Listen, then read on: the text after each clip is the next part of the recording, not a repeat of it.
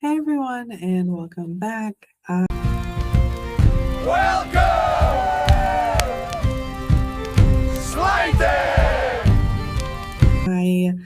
wanted to do a little bit of a reading. I have Scottish lore and folklore, and I had read this book like a month or so ago, and I read just little parts of it, and I thought the stories were interesting. I hadn't heard them before. I'm not sure if they're in other like folklore compilation books or just general knowledge I wasn't aware of. So I thought I would share a couple of um, interesting tidbits or information. This is an older book. It's compiled by Ronald MacDonald Douglas, the Scots Book of Lore and Folklore. And I thought we'd go through different sections of it. If you guys were interested, we could keep doing different sections. The copyright year is 1982, so it's about 5 decades old almost, maybe four and a half. But there was there were interesting sections of it. So about the first part is like songs and rhymes and different things. Then we get to the folklore part, and there's like subsections. So, this section is a section regarding birth.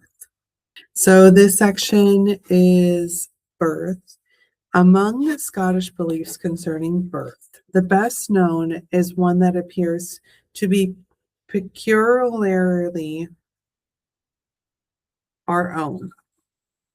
The conviction that the seventh child of a seventh child will always grow up to be fey, or at least to turn out to be no canny. A child born at midnight is also regarded as being one who will live to be different, either for good or for ill. Usually, the child born at midnight or in the wee smalls. Maybe they meant to say like small hours, and it's smowers. That sounds right. Um, is expected to manifest in later life some peculiar brilliance of intellect, even though such brilliance should be allied to a little wildness. Our national poet's birth gives an excellent example of this peculiar beliefs coming true on at least one occasion. Was not Burns born in the early hours? So I'm not sure who Burns is. I'm still new to like Scottish arts and poetry and folklore and things like that. But I'm guessing Burns is a national poet from Scotland. I'm sure there's actually a poem by them in here somewhere that we should go look for later. Um, we'll look into that later if you're interested. When a child is first taken from the room in which it was born, it must be taken upwards, never down. And I find that interesting now. So, like, even if, so like folklore is usually something that people understand is not necessarily true, but is often a superstition that is still followed in some regard. Like don't walk under ladders or broken mirrors. Like there are just some things that even though the superstition behind it we understand may not be true, and that these were things that people's interpreted as being important and followed through. For whatever reason, they made those connections. And then you'll find out in science nowadays that it's like, it's not technically connected, but there's some third party variable or confounding variable or something that makes the statement valid. So it was like, don't something about shattered mirrors, and to be like, oh, it's not true. But I mean, it was made of silver and mercury. So in some regard, like the whole idea of broken mirrors being a negative omen or something not great comes from the fact that there's silver and mercury in it. And even though it's not something that's important now, because we don't use silver or mercury, I believe there's like aluminum on the back now. Um, it's still a superstition that's followed. So I find that interesting. Go up, never down. Up and never down. And then I wonder, how is that used today? Like how is that concept followed? So like when I had it, actually I'll read a little bit more because it does explain just a little bit more. Um, if the child is born on a ground floor room, it must be carried upstairs. If born upstairs, it must be taken still higher to an attic or even to the roof. What? We're taking children on top of a roof? Like newborn, fresh from the womb children to the roof. But if neither of these movements is possible, probably highly likely scenario that these were not possible situations. Um, there is a subterfuge that will suffice. A chair or a box or some other raised obstacle must be placed in the doorway of the room, and whoever carries the child on its first short journey must make the necessary ascent. The newly born child in the first few days of its life is exposed to the great danger of being stolen by the fairies. And I've heard of the concept of changelings. Like that is something that I was very, very aware of growing up as like a concept of folklore was the idea of changelings, and that for a certain period at the beginning of a baby's life, fairies could come trade their baby out for a human baby and use the human baby as like basically a slave for just manual labor, and that the changeling baby would then grow and be nurtured by humans. And I'm not really sure why. I'm sure it was something to do with the labor of the children. Let's be for real. But that was a great fear that I remember hearing about, was the idea that your baby could be a changeling. Let's see. Who are forever on the lookout for innocent babies, that they may take them in exchange for some of their evil ones. Something of this belief in the changeling is known all over Scotland, and in an oblique fashion, even to those modern mothers who may never have heard of the actual superstition itself. So that's interesting. So remember, this was published in 1980 something, right? So for this author, for that time period, they were even saying that they had mothers who did not know of the superstition, making claims that their babies were changed out for changelings.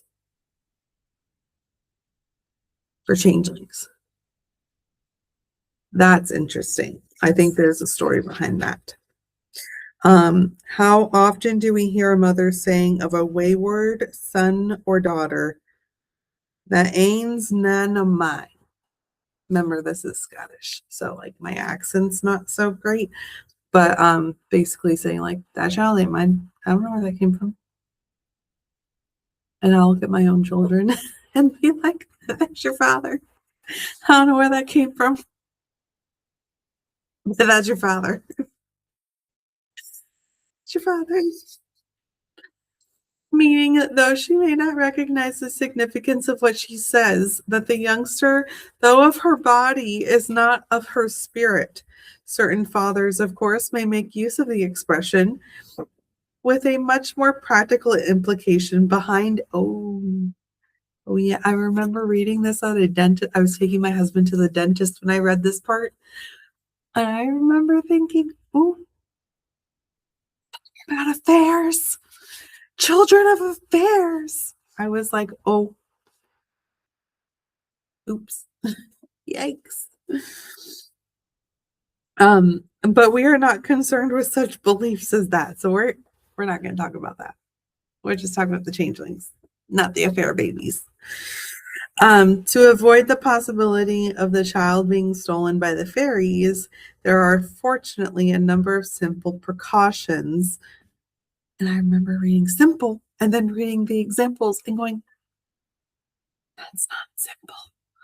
I don't, it's not simple. No. Um, let's see. Any one of which is a sure safeguard. A barrier may be erected round the house, which the fairies are powerless to pass. Someone, preferably the father, must walk 7 times around the building sunwise or die so. Obviously, this cannot be done to safeguard a child born in a tenement flat high up and surrounded by hundreds of other flats. So I'm guessing this is like apartments. So you can't, like, the father or whoever's doing this cannot do that if they live in an apartment. It has to be like a single family residence that they can walk around and have that be like the safeguard for the baby. Um,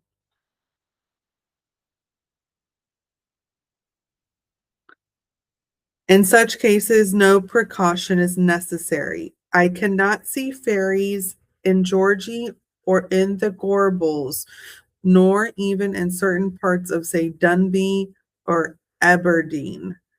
However, there are other means of circumventing the Sidician. I don't know what that word is. Then by building an invisible barrier. This is what freaked me out. I was also in I was in the dentist when I read this part, like 2 or 3 months ago.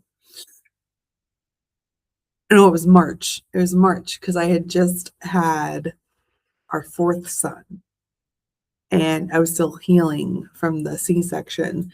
Um, and is a different story. We don't have to talk about that here, but just know for those of you that it doesn't matter to, the C-section was necessary.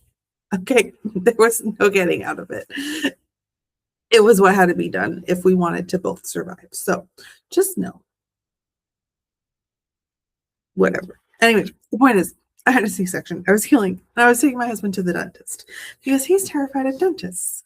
And I'm sitting there reading this as a new mom of my 4th child that just went through a traumatic situation. My son was in the NICU, and I'm reading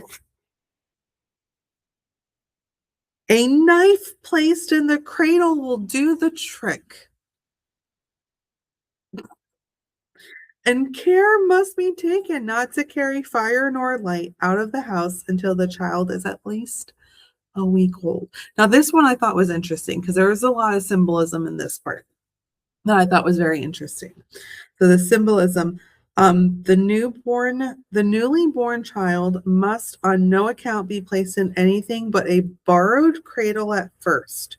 After its first sleep in the borrowed cradle, a new one may be got. But then they were also talking about like the light cannot be taken out of the house or like, and I don't know if they say it later, but like my thought was like, you can't have the light of the child taken out of the house lest they be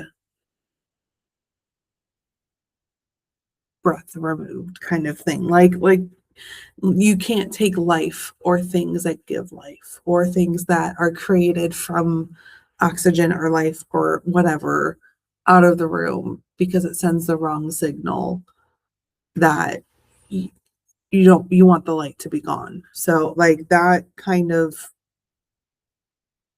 hit me a little bit harder when I read it too. And it was right after the initial fear of the knife in the cradle. That was a rough thing to read. Okay. And I'm sorry about superstition. And surely there's a reason. How great it is, I don't know.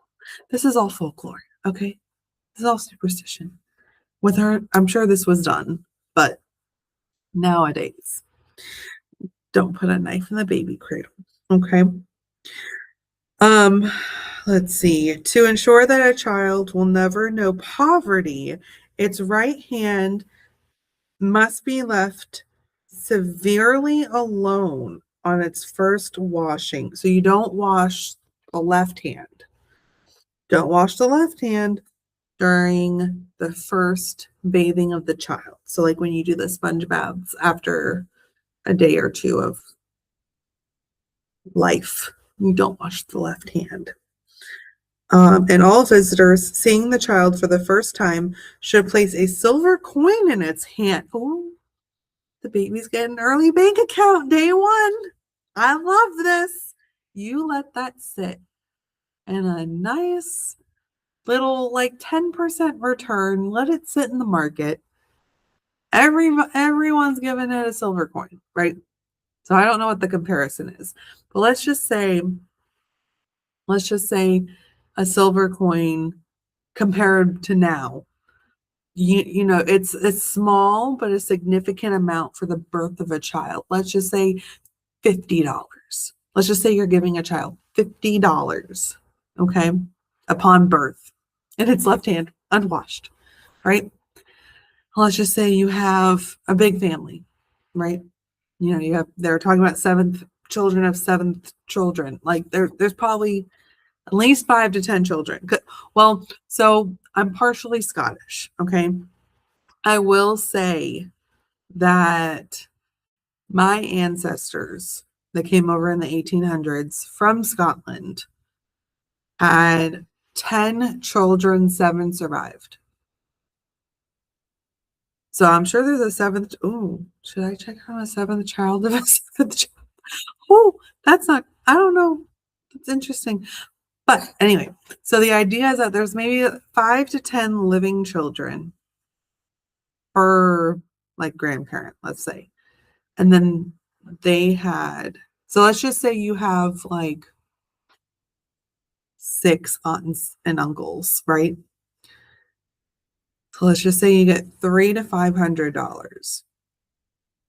Okay. If we put that in a calculator and compound it, here, I'll get a calculator right now. I'll get a calculator. Let's just say $500 times 1.1. That's a 10% return. It's 550. You do that one. Oh, sorry, I just burped. Do that 1, 2, 3. All right, so it's 5. Actually, you know what? We'll pull up a compounding calculator. Okay. I'm going to look this up because I think it's interesting. If we have an initial investment of $500 and you don't contribute anything, right? And then you look at it when you're 30, annual return rate is 10%.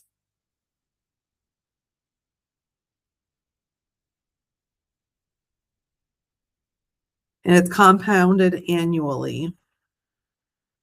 You'll end up with almost $9,000 by the time you're 30, which is interesting. But let's just say they also have birthdays. Let's just say they also have birthdays. You get $20 a birthday just for being born. because, this is the birth section, right? You contribute monthly $20, let's just say, because 12 people gave you 20. And so let's just put that in there. You end up with $48,000 by the time you're 30. If you contribute $20 a month with that initial $500 investment,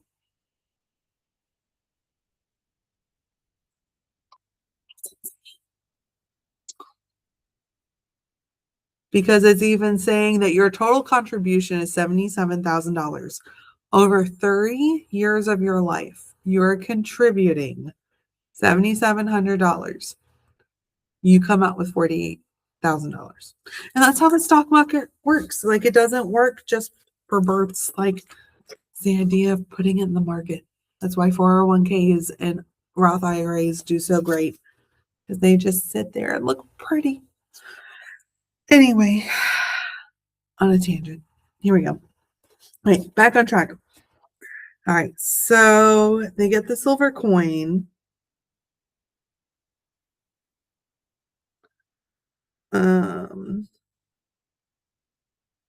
If the child loses the coin, it will grow up to be an open-handed and generous. But if it grabs tightly, it will be a grippy man or woman.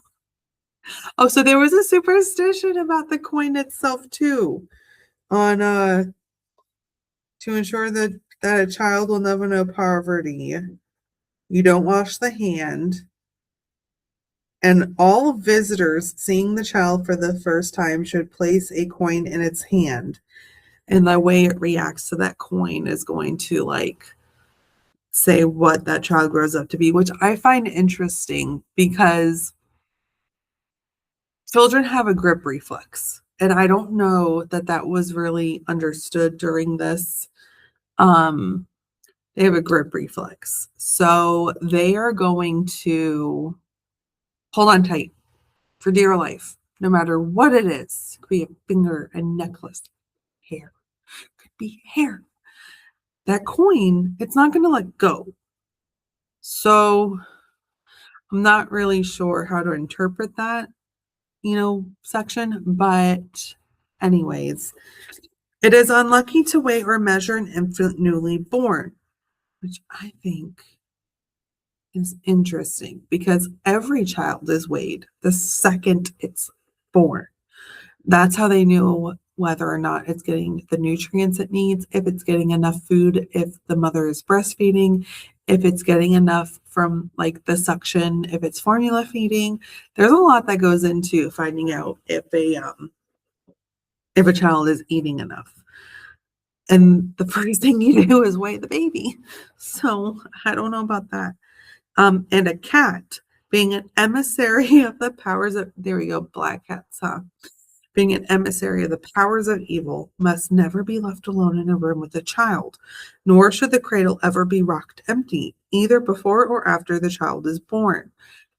Now, I understand the leaving the cats alone, right? Because the cats like the milk out of the baby's mouth, and the cat will suffocate the baby if it is trying to get the remnants of the milk. So, like, yes, you don't leave a cat alone with the baby. Ever. I don't care how much you love your cat. I don't care how long you've had your cat. I don't care how much you trust your baby alone with the cat. And rocking the cradle empty, I feel like has a story behind it. So I'm not going to comment too much there because I feel like there's something I need to know about that superstition to really truly comment on. The name of the child is to be given, must never be spoken aloud until the minister speaks it at the christening ceremony, which I've heard happens with, like, royalty. And I don't know the concept behind it. Maybe it'll explain it too. But I know that that's even a superstition that's been held up through modern times as well. If anyone asks, they must not be told, nor must the minister be told by word of mouth. He must be handed a slip of paper with the names written on it. And when he asks for the name or names that the child is to have, if the minister objects to being made party to such a superstitious practice, there is not apparently any means of dodging him, presumably the risk must be taken. So the priest has all sway. They have full control. When on the way to its christening, the child must be carried at least some part of the way by a young unmarried woman who must have with her something to eat, usually a piece of bread or cheese, which she must present to the first man she meets, no matter who or what he may be. The mother of a newly born child must never leave the house after sunset until such time as she is kirkit. I wouldn't want to leave the house anyway. I love this superstition. Don't leave the house. If she does, she runs the risk of being carried off by the fairies to nurse one of their weaklings. For an ailing fairy child can only be restored to health by being fed on human milk. Getting away a little from birth, when a child casts its first tooth, the tooth must be put in salt and wrapped in a paper or a cool cloth and secreted in a mouse hole. So I'm guessing that's when they lose their first tooth, which I don't know how that ties into this.